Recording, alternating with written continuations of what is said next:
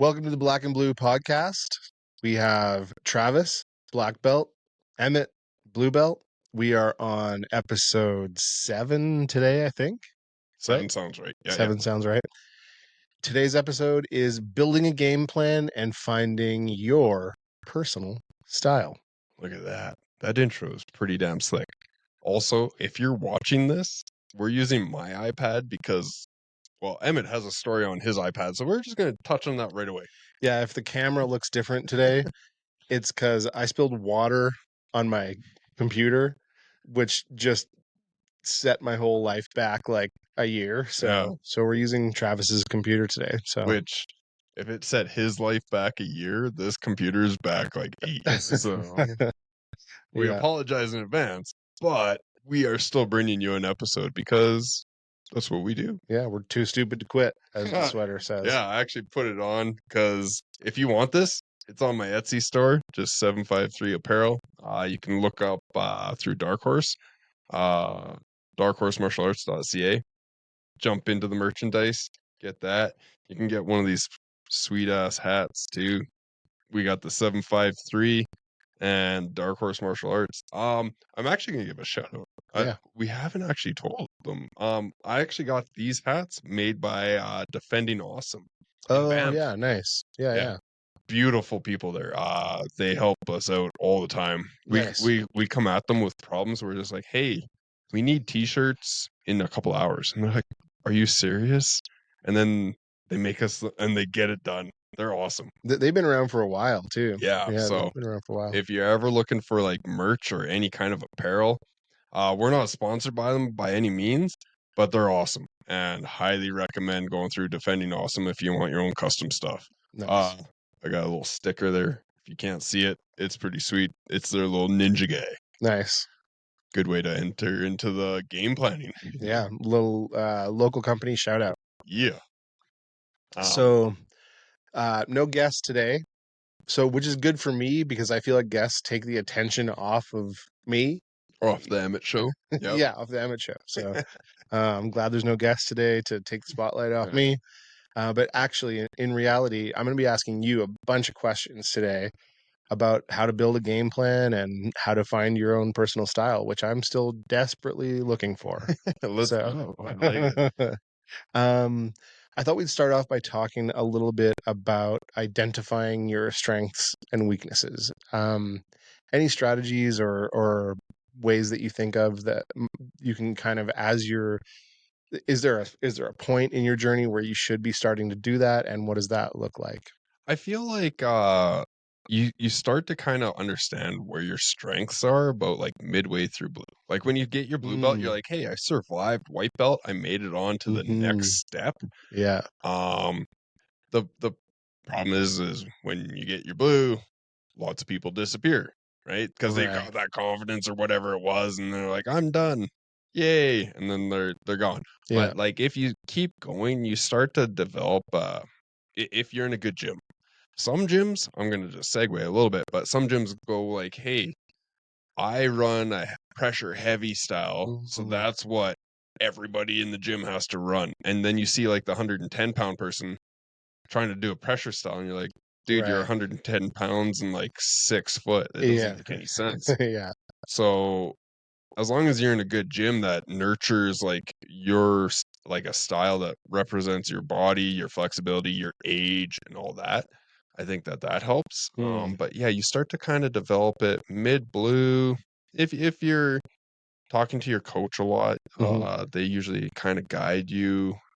Maybe at the beginning of blue, if you're competing a lot, white, they'll start to be like, hey, maybe try to go this route rather than going that route. I know for me, because I started teaching so early on, and I've been competing forever, like since like 2 months in or 3 months in of white belt. Yeah. I was like, I'm going to jump into competitions. I don't know anything, but I'm going to do it. I started developing a lot of my game around the triangle, like close guard triangle. Right. Triangle chokes were my thing all through a white belt. And you pursued that. I know you've mentioned you've gone to multiple seminars and, Yeah. seen literally dozens and dozens of videos about triangle. So like you pursued that hard, obviously. Yeah, I dug in deep, and I'm one of those guys that, like, if I get something in my brain, I'm just like, I gotta do it. I gotta figure out every kind of way to do it. Mm, Um, and then I start watching people. I do a lot of video study too. We'll dive into that in a mm, little bit on how I go through the video yeah. study, but I watch a lot of people that are like kind of my body type. Let's say like Keenan Cornelius. He's relatively kind of like my body type. But he throws up triangle chokes all the time. I was like, oh, I like that. And then seminars helped, and like I dove deep. Yeah. Um, Yeah. Another big thing with that Yeah. would be uh body types, right? If you don't got like really long legs, you don't Yeah. generally start with triangle chokes. Right. So was there a moment when you said, you know what, I think triangle chokes are my thing? Like, Um, after is my second tournament, and I'm going way back. I'm going like two stripe white belt. It was my second tournament, maybe my third, and I hit every single, like I mm, hit all of my wins via triangle choke. that's a And pretty good indicator. yeah, I was like, Yeah. okay, I think that this is working for me. So I was like, Yeah. sweet, I like it. I like that I can like hit it from multiple areas. Like, and I Mm, wasn't just triangle choke from guard. It was like triangle choke from close guard, triangle choke from the hip bump into like mm, you hip bump them, wrap around into yeah, it. yeah. Then I hit a mounted triangle choke, and then it was like a spinning kind of triangle Oh my choke. It was God. really cool. It was one of those ones that, like, this is like pre nobody was like getting lots of good footage, Mm-hmm. so it was back then. But it was like it was pretty. I in my mind I can like visualize what I did. I was like, that was awesome for a Mm-hmm. white belt. Like, Yeah, it sounds amazing for a white belt. yeah, but like I guess like if I was to look back, it was like, oh, it's pretty choppy. But Yeah. for a white belt, it's pretty good. But that's when I was like, sweet. And then I took a seminar for leg locks at three stripe white belt or four stripe white belt, and it was leg locks. And then there's like there's like a little extra portion if you're a color belt, Okay. and they were learning heel hooks. And we went to Brian, and I was like, and it was Roy Harris that was showing them. Oh wow, And yeah. so Roy Harris, if you don't know him, I think he's like a 6th degree black belt now or something like that. But he was known for the longest time as that black guy that does leg shit. So like he would just leg lock. He learned from Sambo and all this other stuff. And so we took the straight leg lock part of the seminar. Like blew my mind. I was like, Mm-hmm. this is awesome. And then we went to Brian. We're like, hey, we know it's only for color belts, but we're working towards our blue. We're running the club. I want to bring this back to our members. Can we take part in the heel hook part? And he's Right. like, you know what? I would usually say no, but because you guys just came and asked, why not? So then we did like the heel hooks, and I was like, okay, well, that's my entire personality now. Leg locks. Right. So, Right. but they complement each other so well. You have like an upper body submission, Yeah.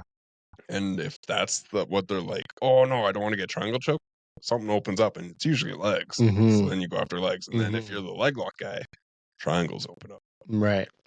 And so you kind of, I know you like to reverse engineer things. So you kind of reverse engineered your whole game from those two places. Yeah, Mm. and I looked at what the end game was. I kind of went back. I was like, what's the common factor between the two? Mm-hmm. And it's usually like if you hip bump someone and they Mm-hmm. plant out, you can go triangle choke. If they try to Mm. push back into you, you can dive through and grab a leg. Mm. And I was like, okay, let's play around with this. And then like I was trying to figure out how to come from that point, bring it back, and then build up from there. Mm. Interesting. Suit. It's hard to explain. I've always tried to explain like my reverse engineering, but like it's kind of like starting at 411 and that fully locked in heel hook, Mm-hmm. and then figure out backwards Yeah, no, I totally get it. how to get I mean, I can't do any of it, but I I get what you mean. Yeah. What about so I guess the way I want to ask this question is there sort of a few archetypes of styles? Is there sort of like this style, this style, this style, this style? Definitely, Yeah. definitely. There's uh so if we're branching out from like the two like top, it's reactive and like Mm, proactive, right? okay. So either you're looking to see counter someone's movements with your own and create opportunities that way, or proactive, creating your own opportunities by just kind of driving through that way. Mm-hmm. And me being me, I've always flip-flopped between the two. Mm, And it depends on who I'm against. If I'm against the same guy twice within like a few months, I'll switch. right. I'll go from the reactive to the proactive. I'll be like, "Okay, I'm no longer just going to let him go through that. I'm going to give him a different look because once you get to like a level, they'll start to be like, oh yeah, I remember this guy." Right. Right. Um, so then coming down from there, you got like your pressure passer kind of game that looks like you want to get past the legs, pressure heavy, tire them out, grab a Kimura. Yeah, right there. Boom. You have your guard player, you have your Hmm. um like leg locker, classic leg lockers like Yeah. pull guard, grab a leg, Yeah. get And there. there's probably like when you have the circle diagrams and they cross over, you got people who are kind of in Hmm. between all those things. A good jujitsu game plan is to have a little bit of something in everything Hmm. so that you understand it, but be very good at a few things. Right. Like take what you're really good at and become great at Right. it. Right. You see it a lot. And like back when it was like the Danaher Death Squad, right? They came in and they just blitzkrieged everyone with these leg Hmm. locks, Yeah. right? They just destroyed everyone. You see in more recent times, like how they've diverged from that. Like you get Gordon Ryan with like that top heavy pressure game, Hmm. passing, gets to the mount, gets that either rear naked choke, head arm triangle, whatever it is. Gary Tonon's one. He's always been known as like a rear naked choke guillotine kind of guy. Mm. Amazing at him, but like when he burst into EBI, he leg locked everyone. Mm. And that's mainly because a lot of people didn't, they were so far behind the game. Right. And then they evolved, or they went, okay, people are starting to pick up the leg lock game. Let's go to our A game. So, And so speaking of like renowned fighters, renowned grapplers, is reactive versus proactive. That's what you said, right? yep. Reactive versus proactive. Um, is that even at that level? Some of those guys retain that approach. Yeah. Oh, Oh, yeah. really? Yeah. You'll see it.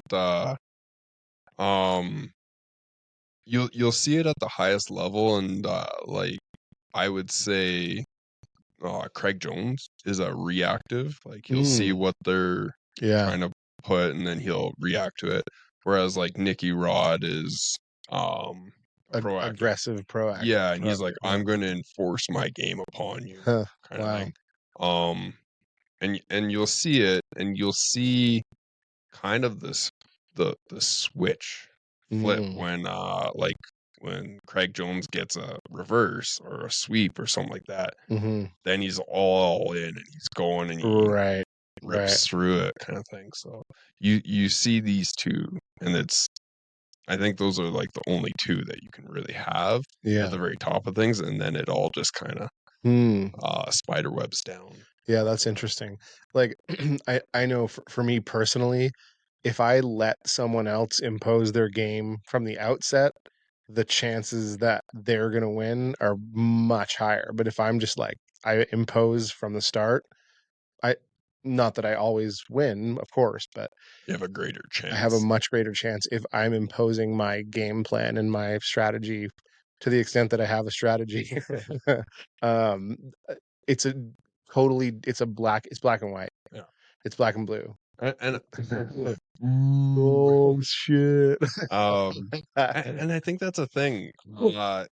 If you like when I'm rolling here or if I'm rolling at another club or anything like that, I'm very reactive. Like I let people Of course, do of whatever course. the hell they want to Yeah. try, and then I'll react to it. If I'm against a guy like around my size, Mhm. I'm reactive because I'm like, I don't need to be squished today. Mhm. Um, and then if I'm against, which is almost all of my opponents, a guy bigger, Mhm. like significantly, like I'm talking like 40, 50 pounds, I'm like, okay, Yeah. I gotta implement what I want. I will put them into a position that maybe that's what they wanted, but it's what I wanted for my own sake. Right, right. And then I'll go from there. Yeah. And then if I'm against someone smaller, I try to bully them, and I'm like, okay, I'm gonna use my weight because I For know sure. exactly how that is on the other side of things. Yeah. Yeah. So that's kind of how I go about changing between the two. Mhm. Uh, So how does I mean, I feel like it must almost go hand in hand, but how temperament plays into it, like what your personal temperament is. Like some people are more passive and methodical, and like it's what's interesting. We talked about it with Jared last week.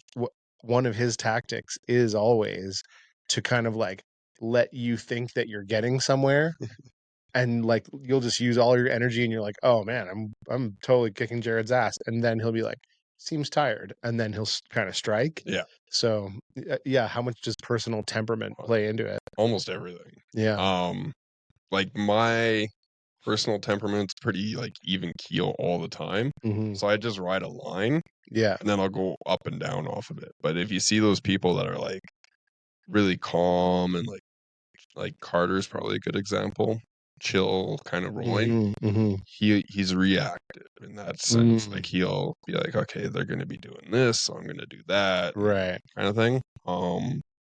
Then you see the people that uh I don't know if it's like hot-headed, but like Hmm. have like that like energy or they just want to go kind of Hmm. thing. And they're Hmm. trying to implement, they're trying to be proactive. They're just Hmm. going, going, going, going, going. Hmm. And yeah, temperament is changes your or doesn't change, but it definitely influences your game plan, Hmm. how you do jujitsu, how you react to others in jujitsu too. Yeah.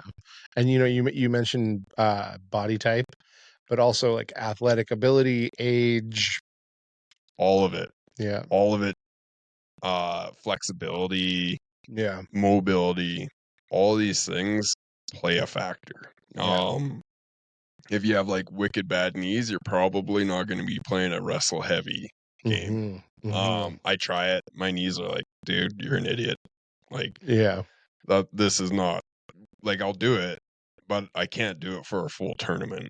My knees just suck. Yeah. So I'm like, okay, yeah, injuries and all this other stuff.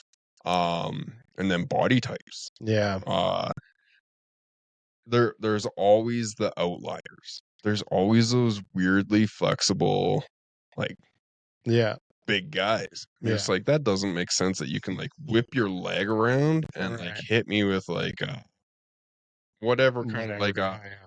like go plata. You're just like you're you're like 260. Yeah. How does your knee bend that way? Yeah. And I've rolled with those guys. It's like that doesn't make sense. You pulled guard and then you did that. Like if we're looking at high level, Big Dan, he's like 260, giant of a Okay. dude, and he will just sit and pull guard, but then he sweeps almost immediately, or he'll Mhm. attack your legs. Mhm. He's one of those kind of like outliers. Yeah. Um, that just kind of took his body type and went, "Oh, you expect this? I'm Yeah. gonna go this route." I guess, kind of talking about temperament again a little bit too. I think people who probably know how to play with other people's temperament is a good strategic addition to your game. If you know like you're playing against someone who's a hothead, for example, or who gets excited when they see an opportunity, and you can bait them or like, get them pissed off, then that's a whole other level of psychological manipulation. Hey? I actually have a story for that. That actually happened in my very first combat jiu-jitsu match. Okay. I was sitting there, and so for those that don't know combat jiu-jitsu, you're allowed open palm strikes or slaps Oh, as soon as it goes to the mat, but the action has to be down. right. You can't do it standing up. So usually I would roll into like when I'm going into like an MMA match or like this uh combat jiu-jitsu, you walk down the hallway and all the fighters like blaring their heavy metal music or hard Yeah. rap or whatever. I'm in my room watching Planet Earth. Yeah. I'm just chill. Yeah. And I walked into there and I was pretty chill. I had a smile on my face. And then we got into like stand up wrestling and he whipped my hand down and he threw an elbow and it cut me open. And the ref was like, whoa, whoa, whoa. And then he like looks, he saw it was bleeding. He's like, you want me to call? I was like, no, get out of here.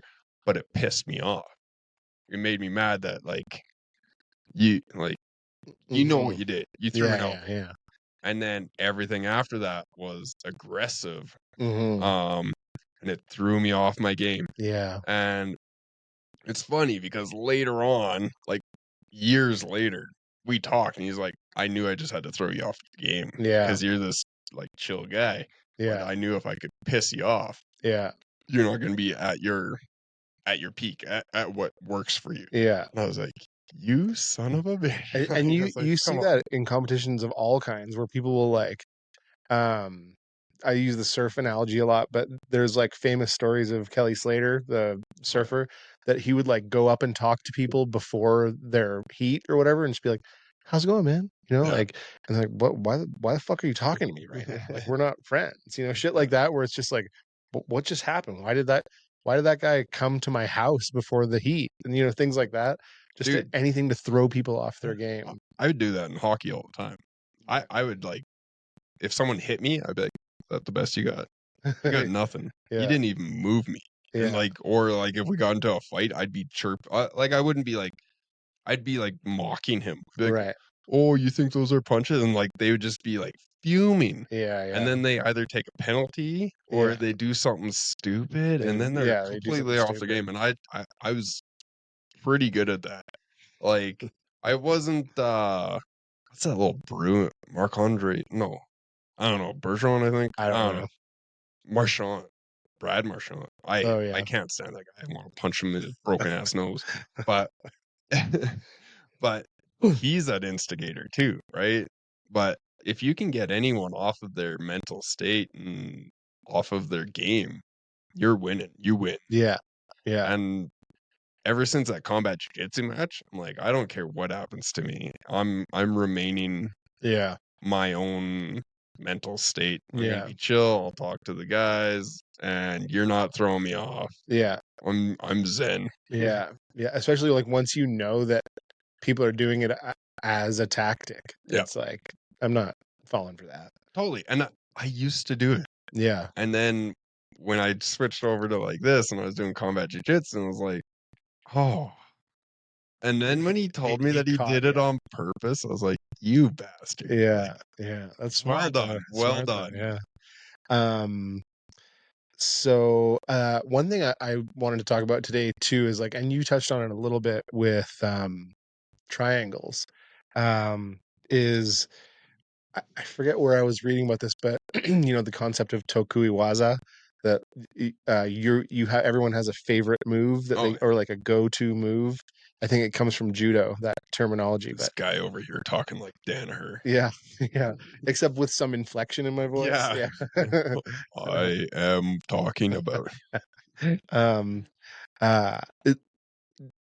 Does once you find your style, is that the same for everyone, that they kind of have a linchpin of a favorite move or a couple favorite moves or something that they always can go back to in a time of crisis or whatever? I think it definitely helps. I think it definitely helps organize your thoughts and organize your patterns of attack or modes of attack. If you have a favorite move that has a high hit rate, you're like, okay, well, I know for myself, I organize, like, I only guard pass with a knee slice one way, or I tabletop the other way. Like, I don't knee slice both sides. Right. Um, I don't do anything on both sides. I mean, that's I fair. don't have a left side. I Yeah. just, it's all on the right hand side. So all you have to do is get him on his left, and he's going to be a turtle on his back. It's just like noodles on that side. Yeah. But yeah, it's definitely that way. And I've organized my mental game plan and mapped it to a point where I do it to get to that heel hook, to get to 411, or to get to that triangle choke. A lot of people, like, they've now experienced it, but I do hit the back a lot, and I have a pretty good crush with my rear naked choke. And I just don't show it that much because that's going to be like my little, like, ace in the pocket. If I need it, I'm going to get your back and I'm going to crush your jaw. I just sit there with like a medicine ball and I just like crush it with a like rear naked choke style. So is it enough to aim for, I guess maybe it's not, but is it enough to aim for, say, you're developing your personal style and you're like, I want all my game to wind up in back control, which is a position, not quite a move, but a position. Is that something to build a game around? When you're first starting, for sure. Yeah. And I think that back control is one of the best ones because humans suck at defending things on their back, right? We're really good at defending in front of us because all of our limbs point that way, right? But yeah, if it's one particular position or one particular move, when you're first starting to like understand how to game plan, it is a great thing to be like, okay, that's going to be the linchpin, that's going to be the home base, that's going to be what I'm going to build from. And then every now and then you'll find something that works really well with that. Say your main one is like a guillotine, right? Well, that works really well with a Darce choke, right? And the Darce choke works really well with an anaconda. And then if you're like one of those jumpy flyer people kind of thing, you're going to like jump on a Peruvian necktie. And like you can start to develop all around that. And it kind of expands from there. I think like building your own spider web chart. When I was like first building my game plans, I'd be like, okay, so I want to get to 411. I'm going to, and I had different starting positions, like half guard, close guard, top. Like, how do I get to 411? And that's that reverse engineering. And you see 411 up here, and you then build it backwards. And then you're like, okay, there's that point where I do that knee slice over top and I do a back step. Where else can I go from there? And then if they don't accept that, then you're like, okay, I'll just take mount, or I'll jump up on a mounted triangle kind of thing. And I don't want to put you on the spot, but maybe we could upload an example of a good spider chart. For people to take a look at. I'll throw it up in the community section on YouTube. There's a nice little where I can put up a page, and I'll take a picture of mine. Like, hey, that's awesome. Here's what I do. And there's so many out there that you'll definitely be able to find them. Of other people, other players that do it. I think it's just such a great thing to have, even if you're just playing around, putting pen to paper, and being like drawing it out. It puts it in your mind, another way, another time. So, how does competition play into it with regard to finding your style, developing your game? I know we talked about, I think that was with Jared in the last episode, about, and Daniel, I think a little bit about how it kind of warp speeds your progress. Does that apply to finding your style and developing your game plan as well? It definitely helps. It takes what you can do against the same people over and over and over, and then it puts it into a different setting, into a different style. You sit there and you're like, okay, I can hit a triangle choke on everybody here, right? Or nobody. Yeah, or nobody. Not on the left side, anyways. But you can sit there and you can be like, okay, let's try it against a different body style that I've never went against, or a different game plan that I've never seen. Or someone who's going full Yeah. throttle. Yeah, and like competition, nobody wants to lose, Yeah. right? So it's so much different than like just normal open mat sparring at your own Yeah. club. Yeah. And it shows you, especially if you don't hit it, it shows you the holes. Yeah. And I wish that to all you that are listening that are just starting out, video your matches. Sometimes Mm. you look like a douchebag. Just like put on a tiny little tripod, put your phone right next to the mat, video your matches so you can, and then the hardest part is to go back and review them, Mm-hmm. right? And if you lost, You're just cringing the whole yeah, time. I know. You're just like, why did I do that? But if you lost, you can be like, okay, where did it go wrong? What happened? The problem is Yeah. people video it. Sometimes they'll upload them, or they'll just be like, it's in the back of the phone, and it Right. just Yeah. sits Sure. there, Sure. and they do nothing with it. And you're like, you should video study that. Yeah. Um, And it shows you the holes in your game. yeah, and or it'll show you like openings that you could have went, Yeah. but maybe you just couldn't feel it or see it, right? And I think that that's one of the greatest tools that I wish that I would have that I had the capability to do. I didn't really have a phone that did anything back then. Right. So like um I wish that I would have had more videos of my matches so I Oh could go yeah. back and look. I've started videoing mine, and I actually like put them up on YouTube every now and then. I'm Hmm. just like, here you guys go, learn my style. Yeah. And then hopefully you do, and makes me have to get better. Um So speaking of emulating style, is there is there a way to identify someone who is like a well-known grappler or like a famous jiu-jitsu athlete that you can kind of say, well, maybe that person is sort of close to my body type, or I've noticed some things about them that they do similar that I like to do or that I'm aspiring to, and then kind of map your game off of those people? Like how would you suggest going about that? I think that's a great way to actually start to independently Mm, develop your style. Like talk with a right. coach, talk with someone that rolls with you often. Be like, hey, I'm looking at this. Can we like develop this a little bit more? But video study, we've actually gotten questions about this a few times. And the way that I do it is I watch a ton of video. Like I've watched all the EBIs, all the Medusas, Hmm.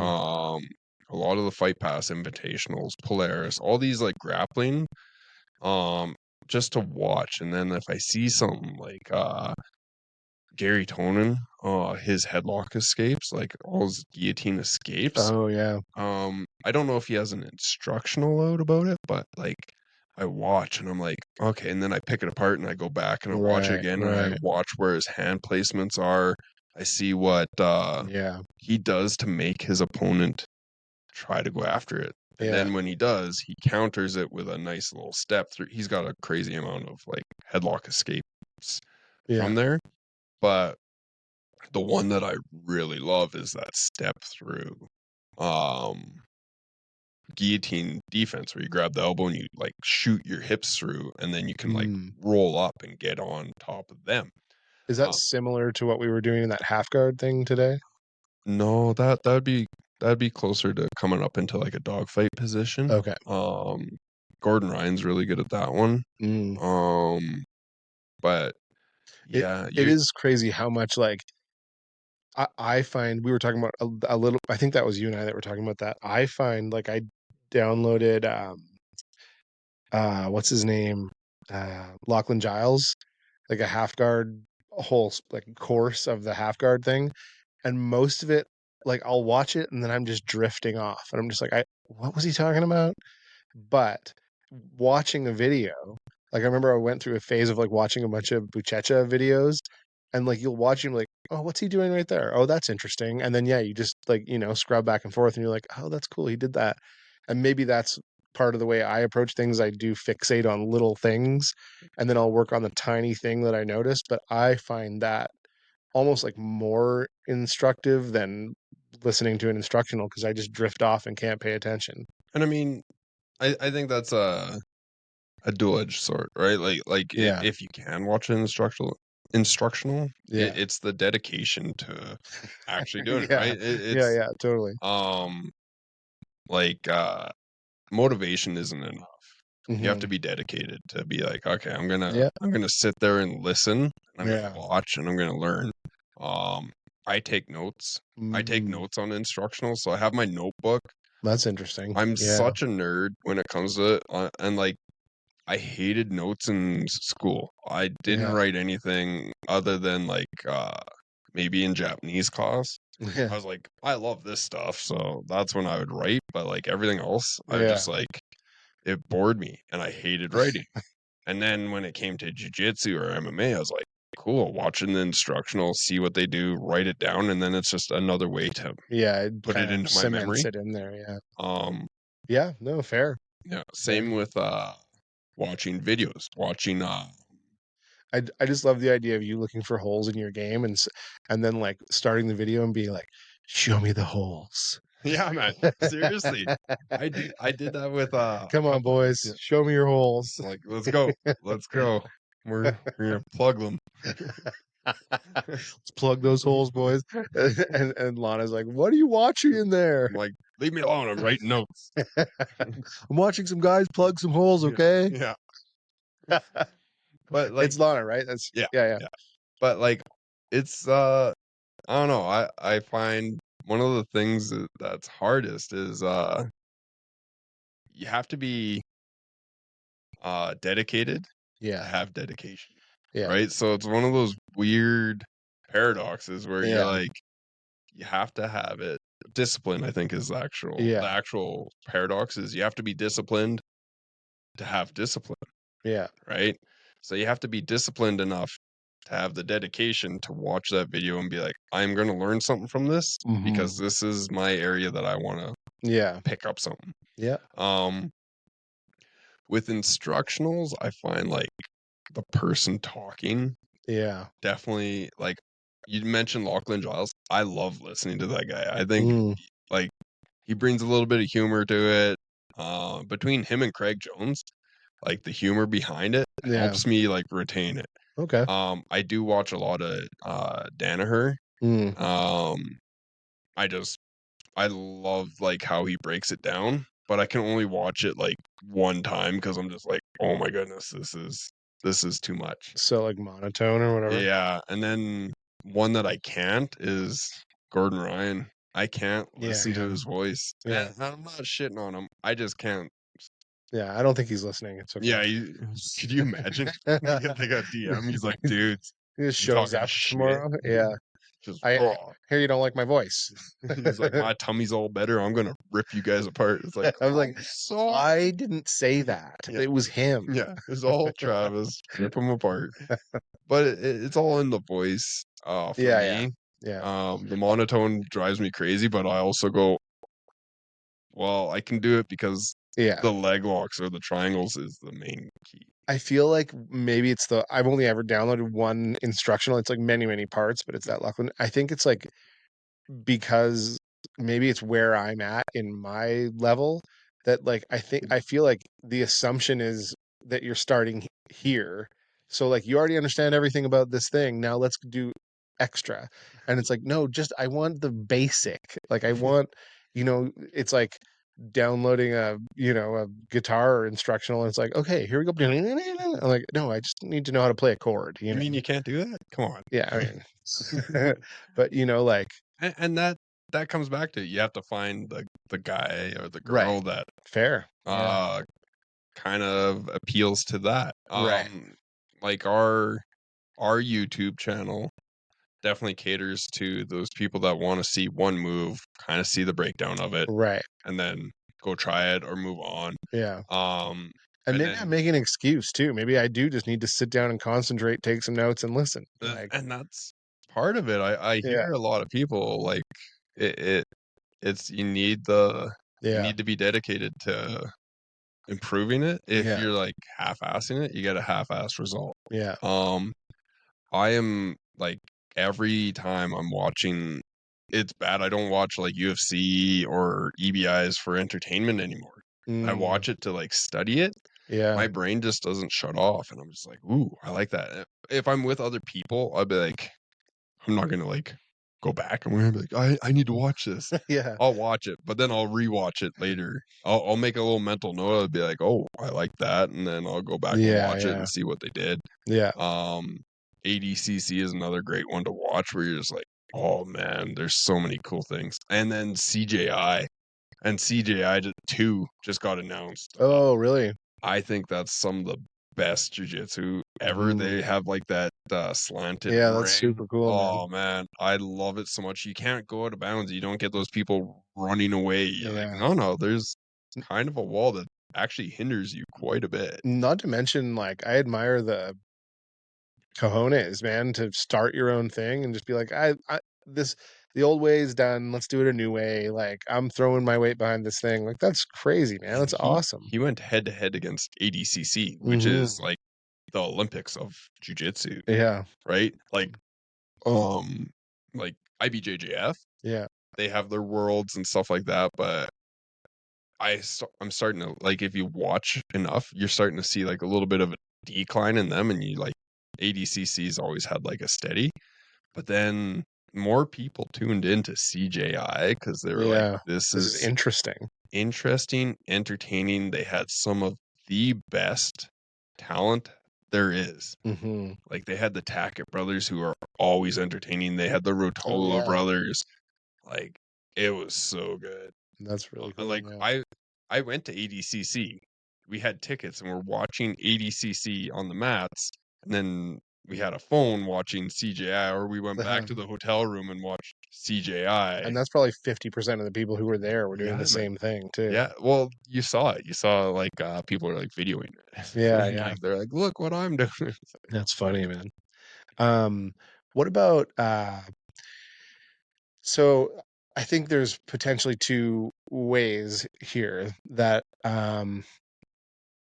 so kind of going off on a little bit of a tangent. I had a boss one time who was like, I choked him out, broke his ankle. No, that I was like, so I was like, I just hate the administrative side of things. I hate the like organizational side of things. And I was in a director position, but I was like, and he was like, man, don't focus on the stuff that you suck at. We didn't hire you for that. We hired you for like all the other stuff that you do.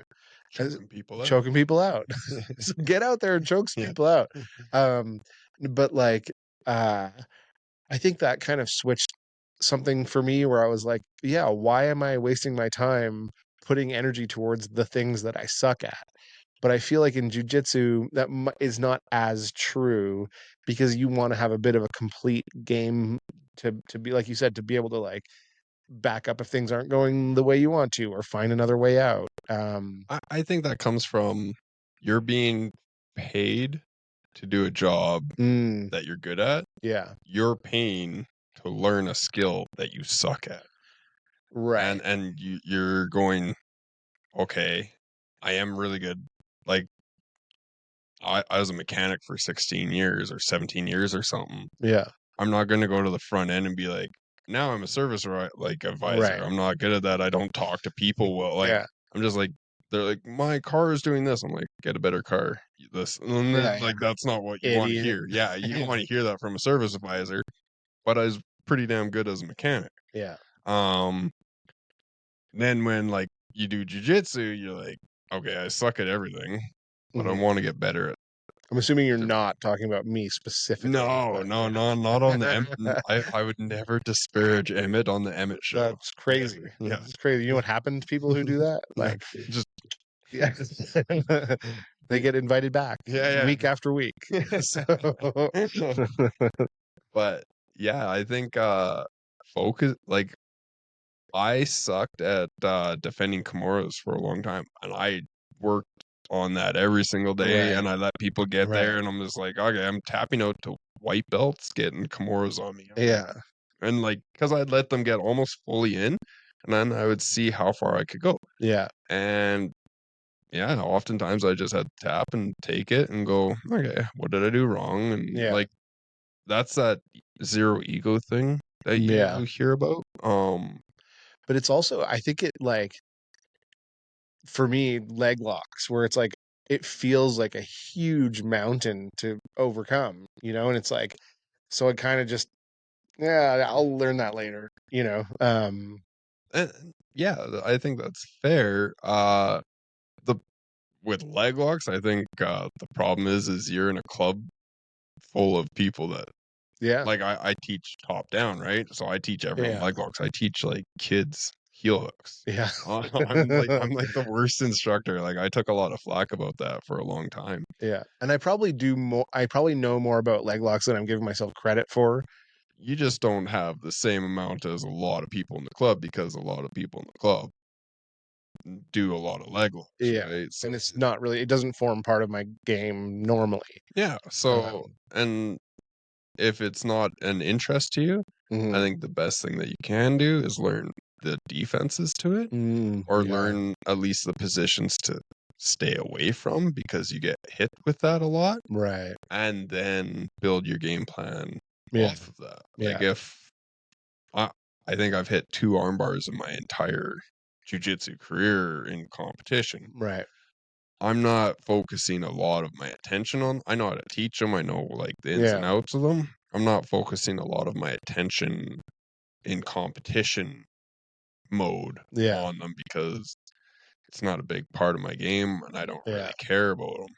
I'd rather choke you out or yeah. break your leg. Not to get too into the weeds about a specific move, but like I find arm bars high risk. Like, I feel I feel like being a bigger person, like, hmm whether you're tall or bigger, hmm I think they are. Whether unless it's like Kimura Americana kind of thing, yeah, yeah, that's yeah. obviously. But like straight arm bars, I feel more people are successful with them when they're smaller, Hmm. and that's just from Unless like you're Roger Gracie, but yeah, that's or Gordon Ryan hits them too, oh yeah, and he's naturally jacked up. yeah. He's coming here now Yeah, for yeah. sure. Wink, wink. Yeah, yeah. But like you see it, and like the highest level you'll see arm bars, but I do feel like they're high risk. I don't want to like Yeah, lose a position because I've done it, and like you have your belly downs, and you have like from sure. guard and stuff like that that can open up into other things. I'll use armbar from like guard to open up a triangle, Mm, right? Because they'll yeah. defend it one way, and then you just it's one of those. It's like that front headlock thing, right? hmm You have your guillotine, anaconda, darce. From guard, you have your triangle, armbar, omoplata, kind of hmm switching back and forth, and reverse triangle, I guess. Yeah. But that's what I use the armbar for is to set up triangles.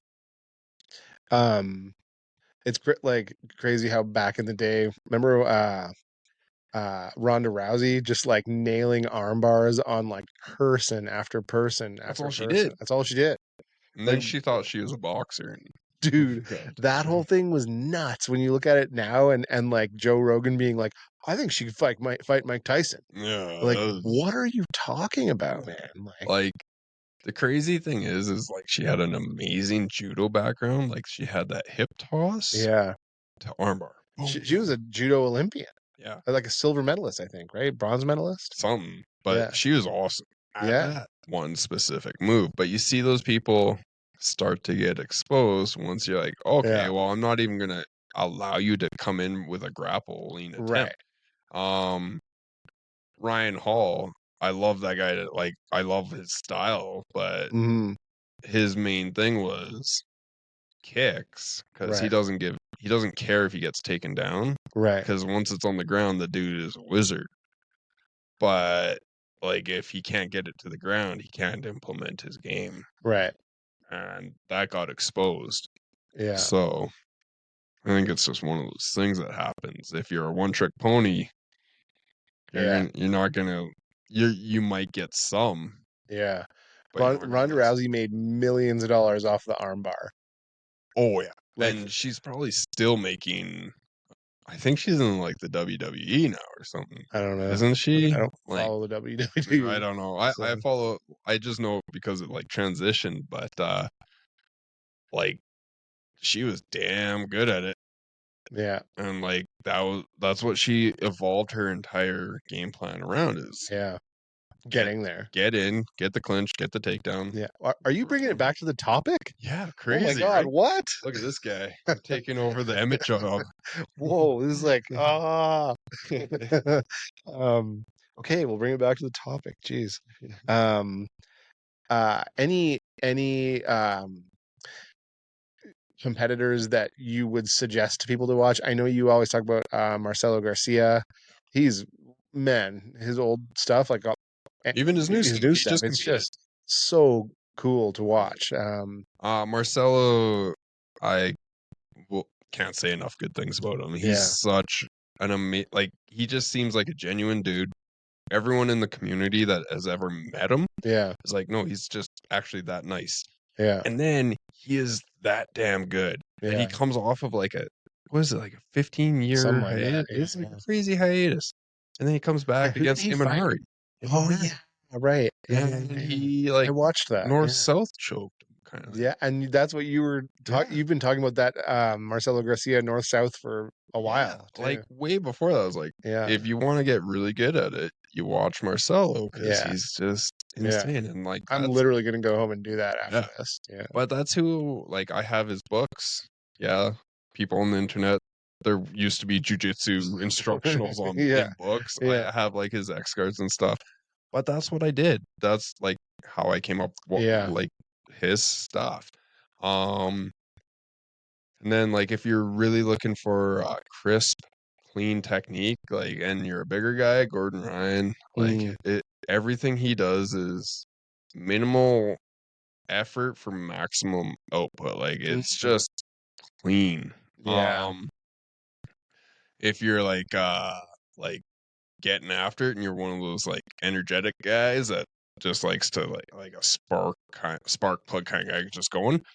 You have Gordon or Gary Tonin, the Rotolo brothers, the Tackett brothers. hmm, If you're looking at video study kind of thing, yeah, those guys are like the Tackett brothers. They came out and they're like, well, what's the secret to guard pass? Your guard passing. It's like never let them put their feet on you.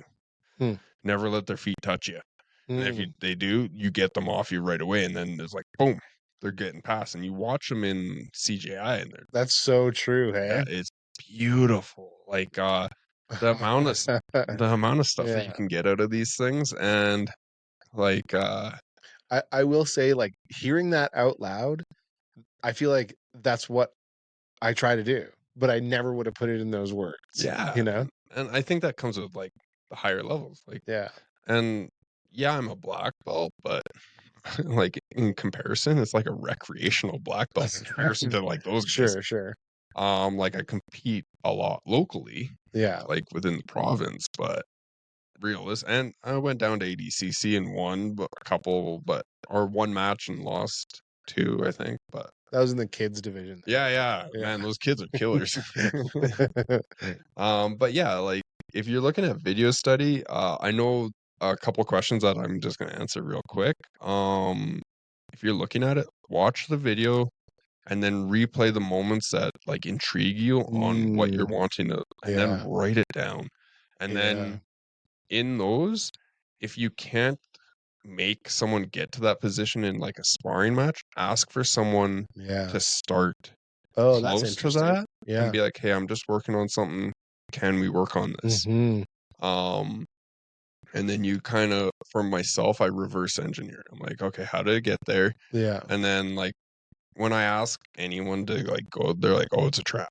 Like anyone in the club, everyone thinks that every single move I do is a trap, Yeah. so they don't do anything. Um, So now it's like, okay, I'm going to guide you into this position that I want to work from by reverse engineering what they did and Right. going, okay, Gordon Ryan or Gary Tonin gets into a headlock position and then he sits through and then he like snaps him down and jumps on his own guillotine or snaps him down and jumps on the rear naked choke real quick. Yeah. So that's what I try to go through. And I'm like, okay, take what they do, slow it down, and most browsers or most things have like Yes, 0.5 speed. totally. Yeah. Watch it at slower speed because most of the guys are going at a pace that you're not going to be able to catch the little details. Yeah. And then play around with it. You know, I know he's not your favorite. Not that we're calling out all the best jiu-jitsu people in the world here or anything, but like, what's his name? Roy Dean. Oh yeah, Roy Dean. Yeah, So he does all those the black belt tests. Yep. He puts those all up online, and man, you see some amazing things if you just watch the entire black belt test from start to finish. Like the rolling, it's actually interesting though because you watch the move like where they like recite the moves or whatever, Yep. and then you watch the rolling and how like the move like doing the moves it looks really fancy and fluid and super cool and like almost like magic, but then when it comes to rolling things get more rudimentary. Yeah. You know, and it takes the fluff out of stuff. takes all the fluff out. Yeah. And But still amazing to watch those things. And like I find myself doing exactly that, like slowing it down, like what was he doing there? What was he? And then like watching it like 20 times, yeah. you know? Funny enough, Roy Dean's under Roy Harris, eh? Yeah, yeah. So I knew that, like yeah. him and Brian Bird came up fairly similar Mm, timelines. okay. Yeah, so we'll throw back to like the beginning of the podcast. Look at that. Yeah, yeah, there you go. Um, Um, and so how does like, do you think people's styles, what does the evolution of one's personal style look like? You know, does it change over the years? Does it just continue to grow? And is that a fair question? it is. It all depends on the person. Some people become stagnant and they just stop What one? learning. Yeah, I'm looking directly at it. But you see it, and some of that is on their instructor. Some of Right. like they're just like, oh, I like you're paying a membership. I don't care. Yeah. If I see someone getting stagnant, I'm like, hey, let's go look at this. Let's go Mhm. look at half guard kind of thing. Yeah, yeah. Let's go look back at like guard passing or guard retention or something like that. Yeah. For myself, I'm always trying to evolve. Like I always have like my linchpins that we talked about, like Yeah. triangle and like Yeah. my leg lock system. But I'm like currently really digging into figuring out how to guillotine someone. I got long arms. I should be able to guillotine people. I've hit one guillotine in my entire career. Oh, really? One, and that was at like purple belt. In competition, you're talking Yeah, about. yeah. Yeah. Oh yeah, on the mats, like I So I'm guillotine like, I'm you pretty all the sure you've time. done that like 400 times to me, but okay. But I'm always trying to take the things that I'm not good at and at least get a little good at. Yeah. One for my own personal game, two to be able to teach it. Yeah. I have a really hard time when someone asks me a question, and I don't have a hard time going, I don't know. Mm-hmm. I do have a hard time saying I don't know, but I'm not going to learn it. Right. I'm going to go home Yeah. and I'm going to Yeah. find every single one that I can, all these like Yeah. videos and instructionals, and like I will watch videotape. Like I'll be like, Avon was like, how like for passing guard. Avon mentioned. There you go. Oh yeah, yeah. Yeah. But it was like, how do you like getting out close guard? And I was like, honestly, like Fionn Davies had like this amazing like little thing that I was watching. I was like, we're gonna do some of that stuff tonight. Yeah. And it works. Nice. So I hate having the answer of I don't know. Mm-hmm. I'm okay with saying that because my ego, I Yeah. don't care enough about that, but I do care enough about my students where I'm like, I'm gonna go learn Oh, as much sure. as I possibly Yeah. can. Whereas I have had people in the past where I've asked questions like, oh, and then just nothing. I'm like, Yeah. oh, thanks. Yeah. And like nothing's evolved Like, from I that. don't know. Yeah. Yeah. And I was like, That would be horrible if I came to you and I was like, hey man, how do I, we talked about half guard today a little bit. You're like, fuck, I don't know. yeah. And I'd then be just like, never came up again. I'd be like, what? Really? Huh. Yeah. But like for my own thing, I never want to become stagnant. I think stagnant kills everything. Oh, And yeah. it's like, no, keep It fills with evolving. fun too. Like Yeah, it's those breakthroughs that make all the difference, right? definitely. And you can get amazingly good still. You can get amazingly good at like your one little thing, Yeah, but have side projects, right? totally. So that's actually a good segue to what I wanted to ask about or kind of mention next, which is you hear this a lot, and I think it might be worth diving into even briefly as a structural thing, like the importance of having kind of a short term, a midterm, and a long term game plan. Like over, like, because we were talking about laughing a little bit today about how back in June I was like, "What should I work on?" And you're like, "Half guard," and I've been trying to work on it since then, but He's like done zero. Just done letting you zero know. progress. Yeah, I've regressed. He's like, I want to work on half guard, and then I was like, that's close guard, damn Yeah. it. Oh, well, back to the drawing board. Wile E. Coyote going back to that drawing. Um, but so, and in that interim, like I've done some little side projects, like technical mount I've been working on and getting to the back from technical, like a bunch of stuff. But I keep coming back to my call it 6 month to a year game plan of getting somewhere with half guard. Um, and I like, even though you'll hit some speed bumps or some brick walls, like knowing that that is the thing that you're working on in your long-term game plan, I think helps. I think it holds you accountable. Yeah, Holds you accountable to yourself. to And if you yourself. can't Yeah, be accountable to yourself, then yeah, you're probably in the wrong thing. You should probably just go get a bunch of yes men around you and yeah, do whatever the hell you want to do on that.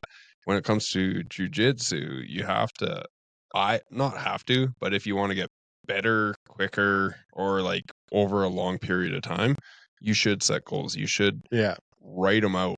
Not just, and yeah, I always recommend it, not just in your phone. yeah, Write it on a piece of paper. yeah, That piece of paper now holds you accountable. yeah, If you don't hit that goal, that's mhm, fine. Extend it. Goals shouldn't be easy to yeah, attain. yeah. Um, And they should be detailed too. Like I've learned that uh in business, where it's like I used to think that writing out a big project plan was a make work bullshit thing to do. But when you write out like a multi-page detailed project plan with all your goals, your KPIs, everything in there, it's like you're thinking through things in ways that you wouldn't if you're just like, oh well, I want to achieve this. I want to do $1 million in revenue, whatever. That's not enough. Like, how do you want to get there? How do you want to measure it? Who do you want to involve? Like, by when do you want to do it? What are the pieces? And when you write it out, you spell it out to yourself in a way that you wouldn't have done otherwise. So the more detailed you can be in your plan, like, okay, it's one thing to say, and I'm calling myself out here, but it's like, I want to get better at half guard. Okay, cool. What, what do you want to do? Like, and even the conversation we had today where I was like, okay, so I'm holding half guard really well, but I'm not attacking. I want to learn how to transition from holding half guard to attacking in half guard. What does that look like? Okay, here's two options. Great. I'll work on those. yep. Yeah. And I think that like goal writing is such an important thing in all aspects of Yeah. life. Yeah. Like I I don't generally tell or say my goals to other people because I Right. don't give a shit what other people think. Right. But if I have one that I'm like, okay, I I'm holding myself accountable, but if like I'm questioning, I'm like, here's what I'm doing. Yeah. And guess what? I'm either gonna do it like by that time or I'm gonna do it at Hmm. some point. I'm not gonna stop until it's there. Right. Um like an easy one for me to like talk about is like the YouTube channel. We Hmm. started with 12 like followers 1 year ago, Yeah. 13 months. Yeah. And we'll do like baby talk. 13 months. Yeah. Um right? Yeah. That's how Yeah. Yeah. Yeah. they're not a year old. They're 13 Yeah. months. But I made a goal. It's like I want to hit 1,000 followers Yeah. by this point. And I I thought it was going to be 2 years until we hit that Mm. because jujitsu is like just such a small niche still, but there's Yeah. some superstars in the space. Right. Why would you listen to this guy rather than like someone that has that amount of credentials. Why would you listen to this guy? Yeah, right. Yeah. But it's like, okay, and then you start to plan it out how you get there, and like I have a crazy amount of notes on it. And I was like, I'm gonna do this, Mm, this, this, and then yeah. like I watch my main like free time Yeah. is watching YouTube and Fight Pass and stuff like that. So Yeah. that's for jujitsu and MMA. Yeah. And then whatever free time I have other than that is mostly how I develop uh being a better coach, Right. different languages like how to speak in levers Yeah. and all this other stuff, or Yeah. different ways to teach other people, and then how to grow YouTube, how to grow the Totally. social media, because I really suck at all things technical, like all things I, I technology wise. I think you've gotten to the point where you're now just not giving yourself enough credit. I've gotten better. And it's also pretty negative self-talk, but It also pushes me though. It pushes me to oh, the be like, negative self-talk. Yeah. goes, you're an idiot, get better. Like I think you've like from when we first started talking about YouTube and stuff, and you could tell you didn't even know how to really. Well, you told me about like the chapters. You're like, you Right. should put on the chapters. Like, I don't know what that is. Yeah. And then I had to like research it. You showed me one video and like I was like, oh, I can do better. Because I Mm, was again, YouTube wasn't that big of a thing for me. right. And then when it started to like become a thing that I wanted to put energy and time towards, Yeah. I started getting better. See, what I think about a lot, and I am the one taking us on tangents now, but Yeah. like my background is usability. So, or in large part, it's usability. So, like, especially with regard to software and like things like wayfinding and stuff like that, it's like if people uh, have to take on a large cognitive load to accomplish something, they won't fucking do it. Like, so videos, right? The blue belt videos, it's like if people have to open one up and then scrub to the part where they think the thing is that they want to learn, they're just not going to do it. No. But like the more you can make things usable and reduce the cognitive load for people, the more they're going to do it, enjoy it, rave about it, tell their friends. It just like the reduction of cognitive load is the whole thing. Yeah. So And it's been a crazy year, 13 months. Sorry. yeah. Uh like running this and like finding the downfalls of what I was doing. I did start getting lazy at some points where I was like, oh, I'll just upload a video and put a shitty title and Yeah. now I'm actually putting like a lot of Yeah. effort Yeah. into it because I'm like, I want to give the best product or best thing that I can Yeah. with what I have Yeah. to the people like that actually want to watch. And Yeah. I've been trying to step it up every single time now and watching just an insane amount of video on it. Nice. That's awesome, man. And But that's what I mean. Like you're probably more advanced than most people now, and you're like, oh, I suck at technical. And it's like, I don't know how to do.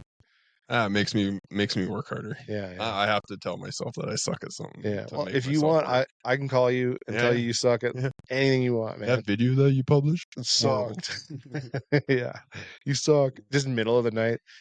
I'm Emmett, probably up. So what is it? What is it, man? Just wanted to tell you you suck, bro. sweet, thank you, man. Yes. What are friends for? I'm so psyched now. Funny. Um, okay. I wanted to actually throw out a question, see if we can get some feedback, some answers to our listeners. Which is, how did you find your style? Um, was there some kind of like aha moment, or was it gradual? Did you consciously build it? What tools did you use to build your style? And Did a coach help did you? a coach help you? What Yeah. was the words that a coach try to like Yeah. show you, Yeah. or did you have to go to a different element to Yeah. figure it out? And it would be great to hear about people like, even how do you define your own personal style? Yeah, Um, and going back to coaches, and you were talking about not sharing your own goals. I think in from the student perspective, I think sharing your goals with your coach is a must do, right? Like, I think so. Like I think that's one of the hardest things being like the coach. yeah, You don't, and I don't really have anyone, like I don't answer to anyone. I don't have anyone above me. I'm not affiliated with anyone. I have yeah. Drew, who You're the gave me, owner. yeah, right. So I have to set my own agenda, set my own goals, Yeah, and build up right, that way. right. Um, if you are looking for like, hey, I need help, Yeah, talk to your coach and be like, yeah, hey, what can I do to get better in this yeah, area? Or what can I just do to get better? Talk to yeah. your coach. If your coach is like not going to help you, Hmm. shoot me a message. Yeah, Honestly, I respond to every comment on these. The good, the bad, whatever. I'll probably make fun of you if you're like putting up like hate on yeah, there. I just love trolling people. Or shoot me a message on my Instagram, just chance_BJJ, yeah, or on Dark Horse, yeah. or on the podcast. Totally. We're on everything. So shoot us on a message on Spotify, on Instagram, just the Black and Blue at Jiu Jitsu Podcast. Shoot us a message and Yeah, I'll help you. I'll shoot me videos. I'm cool with helping anyone. yeah, yeah. You know? I really like the way I usually put it to you is I'll say, what should I be focusing on? Yeah. And then I think like that's a clear question. It's like, because I know, but then again, and we've talked about this on the podcast before, I know that you're watching everything out of the corner of your eye and kind of like where I'm at, what I'm working Yeah. on, and not just me, obviously, everybody in the club, you kind of know what's going on. So it's a good litmus test probably for your coach too. If you say, what should I be focusing on? And they're like, I don't fucking know, man. Like, Right. You might be in the wrong club, or you yeah, might just need to talk to your instructor a little bit more. yeah, that's true. Um, Yeah, and that could very well be it. Maybe you're just one of those like super quiet people that yeah, rolls way off in the corner that yeah. is hidden away. But if they Or say, you, and if the answer to the question is, what do you think you should be working on? yeah, That's a cop out. yeah, that's a total compliment. And there should be some sort of thing that you need to be working. Yeah. It's That fun. that person should become a therapist instead of a coach. Yeah, totally. Sitting on their chairs all handy. The Well, funniest thing what's your is when goal I'm today? like this on my phone and I'll be like, I don't know what I'm doing. I'm probably not even like on it, but I'll be like, it makes people go, oh, he's not paying attention. Yeah. And then I get to watch what people are doing, like through my like Kubrick stare Now kind I of thing. know. Yeah, I Yeah. know. Oh, most people have seen it and they're just like catch eyes and they're like, oh, he is watching. I'm like, Yeah, yeah, yeah. almost all the time, I'm like looking around. That's funny. I like to know what's going on and I love to help. See, I've been here long enough to know that the eye in the sky, Big Yeah. Brother is always watching. Yeah, That's why I don't beat up the trial class people anymore. yeah, I know. Actually, because I can't. We got other people for Yeah. that. Um, okay, I think I'm really I feel like I've learned a lot of stuff today. Any closing That's a thoughts? first. Yeah, yeah, I've learned something today. I think the only other thing that we need to have on this podcast is a scrap story. Oh, yeah. Do we want to do a scrap story? I Okay. think that I'm going to throw you on the spot. You're Okay. trying to get out of it. Okay. No, no, no, no. I have two good ones. And I'm gonna. Okay, I'll start with the older one. I got another one for a future episode, which is utter chaos. Like it's a chaos scrap story that I'll get into another time. But so I think I mentioned in our first episode that I did a few jiu-jitsu classes way back in the day. And it was call it like, I don't know, 97 or something like that. Nice.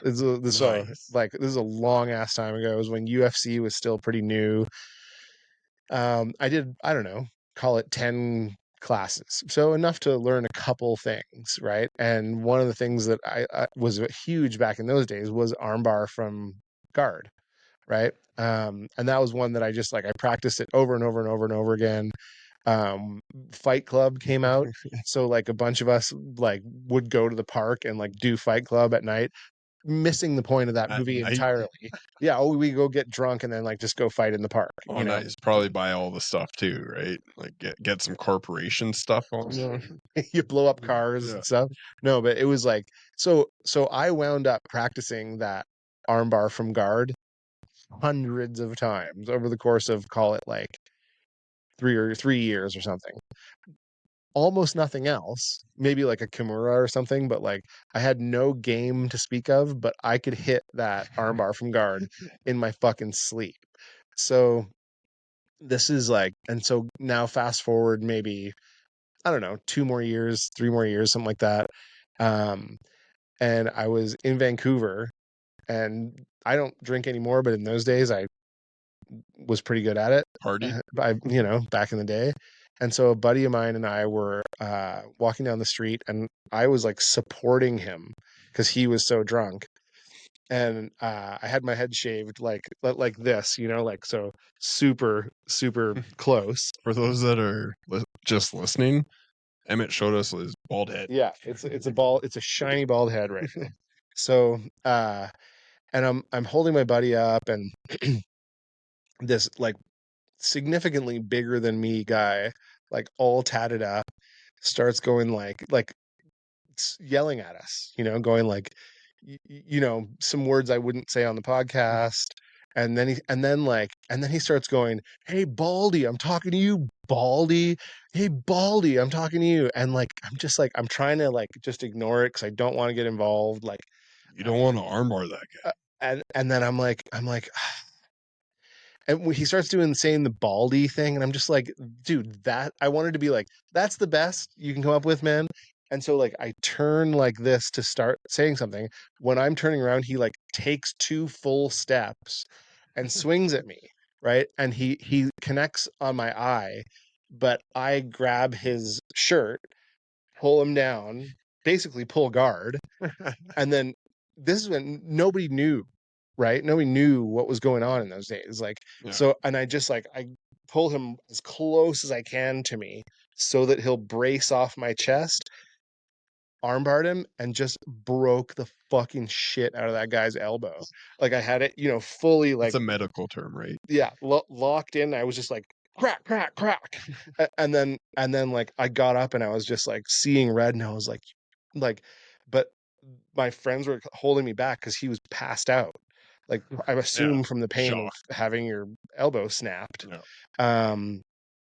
Just then the cops came, grabbed me and my friend, threw us in the back of the paddy wagon, and they were like, you guys are in trouble, whatever. But all the people who were observing the scene were like, no, man, those guys got straight attacked. Like that guy didn't do anything other than defend himself. And the cops wound up giving us, we lived in North Van. They wound up giving us a ride to North Van and dropping us off on the other side of the bridge.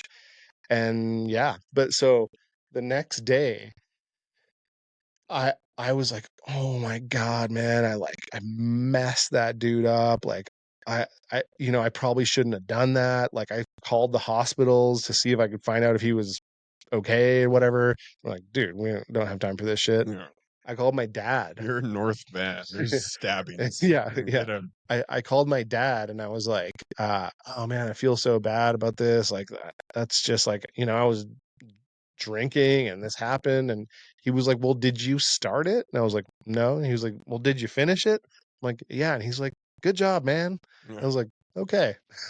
So yeah, nice. that was before I even knew jujitsu. Really, I used that one jujitsu move to win a street fight. So the most basic move ever. Emmett threw up. I love it. yeah. Hey man, it worked. Have you hit an armbar since? Probably not. Probably not. So Emmett is 1-0 for armbar. Yeah. Or 1-1. Oh man. Yeah. Like I don't even really try for armbars anymore. I'm just like, why? It's high risk. Like I already showed the potential, but I don't need to show it anymore. I win. Yeah. So that was from a long time ago now, but that's my scrap story for the day. So nice. Yeah. I like it. Cool. Yeah. Well, I think on that note, we're gonna turn it off, but we would love to hear any comments from you guys. if you have anything that you want us to cover in the next couple episodes, shoot us a message. Would always love a like and subscribe through YouTube, Spotify, Apple Podcasts, anywhere that you get your podcast fix, I guess. And yeah, from Coach Travis and Emmett, catch you on the flip side. And if you had your arm broken in downtown Vancouver in 2002, you deserved it. Good on you. Thanks, guys. See you next time. Bye.